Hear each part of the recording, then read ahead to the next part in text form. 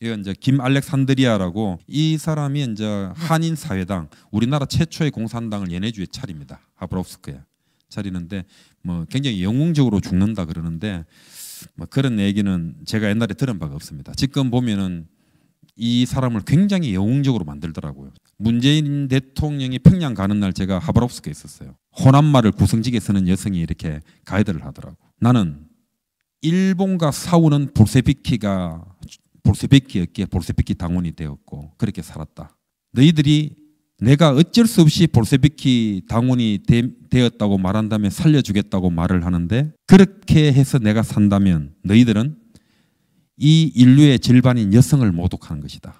내가 13발자국, 조선의 13개 돌을 기리며 13발자국을 걸을 테니까 그때 나를 죽여라. 그러면서 13발자국을 긁고 총을 받고 아무르강에 빠졌답니다. 빠지고 그 아무르강에 빠지자 거기 있던 한인 동포들은 이제 아무르강에서 나오는 물고기는 누구도 먹지 말라. 거기에는 김 알렉산드리아의 뼈와 살과 피가 들어있다. 굉장히 감동적이죠. 그런데 저는 100% 구라라고 봅니다. 그리고 김 알렉산드리아 이런 얘기는 이래 모르는 젊은 사람들이 들으면 굉장히 감동적이죠. 걔들 감동시키는 데는 선수입니다.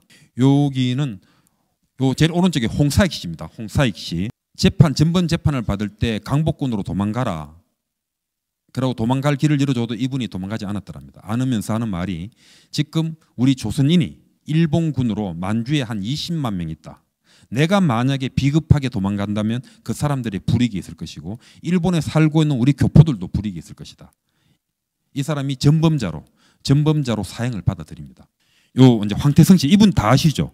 황태성. 이분이 이제 박정희가 아버지처럼 생각하는 박상희의 친구고 첫 번째 결혼했는 그 김호남이한테 중매를 써주고 상주 사람인데, 황태성이가 박정희가 5.16 쿠데타를 성공을 딱 하니까 이분이 그 당시 이제 부부상 거기서 이제 차관급쯤 되는데 내려왔대요. 박정희를 만났는데 박정희가, 형님, 내가 당을 하나 만들어야 되는데 형님이 당원들 교육을 좀 시켜주십시오. 그래 황태성이가 이제 북한에서 돈을 가지고 와가지고 자기 돈 쓰면서 반도 호텔에서 공화당 당원들을 갖다 전부 다 모아가지고 당 세포 조직을 만들었답니다. 만들어 나갔는데 그 당시 그래가지고 공화당이 신생당임에도 불구하고 굉장히 당 조직이 탄탄했대요. 근데 윤보선이가 대구 수성못 유세를 할 때, 여러분 지금 이 공화당이 이름이 공화당입니까 공산당입니까? 북한에 있는 황태성 부부상이라는 사람이 내려와가지고 명동 반도 호텔에서 당원들 세포 교육을 하고 있습니다 라고 얘기를 합니다. 그 미국 CIA에서 이 황태성이를 갖다가 어떻게 할 거냐, 그 박정희가 이제 포기를 하는 거죠.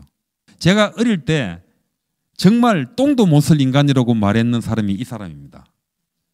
김창룡이 얘기를 하면 100% 거짓말입니다. 이거는 다 확인을 했어요. 남노당 양반들이 김창룡이가 이승만이한테 왜 스카우트 했느냐, 보성 전문대학, 현재 고려대학이죠, 그쪽에서 데모를 하는데 경찰서에서 데모니 왜 했느냐라고 이렇게 물으니까 그 경찰관을 발로 차면서 데모한 놈한테 데모했는 걸 왜 물어? 그러면서 긴 칼을 꺼내 그의 목을 잘랐답니다. 그 얘기를 이승만이가 듣고 기용을 했대요. 이거는 새빨간 거짓말입니다. 그래서 제가 이렇게 찾아가 보니까 이 김창룡이가 그 당시 그 박정희가 사형 구형을 받고 있을 때 살려준 사람 아닙니까? 박정희하고 아마 육사 동기일 겁니다. 이분이 사람들하고 말할 때 반말을 하지 않는데요. 이 사람을 죽였는 사람이 누구냐면 허태영 대령입니다. 허태영 대령은, 아이고 참 제가 이 아버지를 욕하려고 하니 미안한데, 우리 아버님 맨날 하시는 말이 사나이 중에 사나이 허태영이가 저 반역자 김창룡을 죽였다 그럽니다.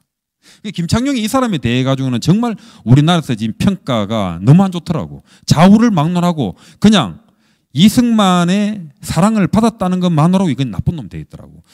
이 사람이 암살 당하는 시간도 아침 7시 20분인가 그래요. 그 새벽까지 출근하고 막 새벽까지 또 일하고 오는 사람인데 그 허태영이가 죽입니다. 그 허태영이는 사나이 중에 사나이인 줄 알았는데 내가 나중에 허태영이를 또 조사를 해보니까 그다지 그렇게 또 훌륭하지도 않더라고요. 허태영 대령 부인이 굉장히 미인이었답니다. 그 사형 선고를 받았는데 동아일보의 아주 민한 기자가 내가 대통령을 잘 아니까 사형 안 받도록 해주겠다 해가지고 그 여자를 관계를 가진답니다. 그런데 그 사람은 나중에 뭐 국회의장까지 가죠. 저는 그 얘기를 어릴 때 듣고 속으로 또 간첩들 구라치고 있네. 전 찌라시라고 봤어요. 찌라시라고 보고 있었는데 1985년도 그때 2.12 총선이 있었지 않습니까? 그때 이 상대편 국회의원이 이 이야기를 하더라고. 자기가 떨어질 것 같으니까. 너 그랬지 않느냐. 사형수 부인 꼬셔가지고 했지 않느냐. 그 얘기를 하더라고.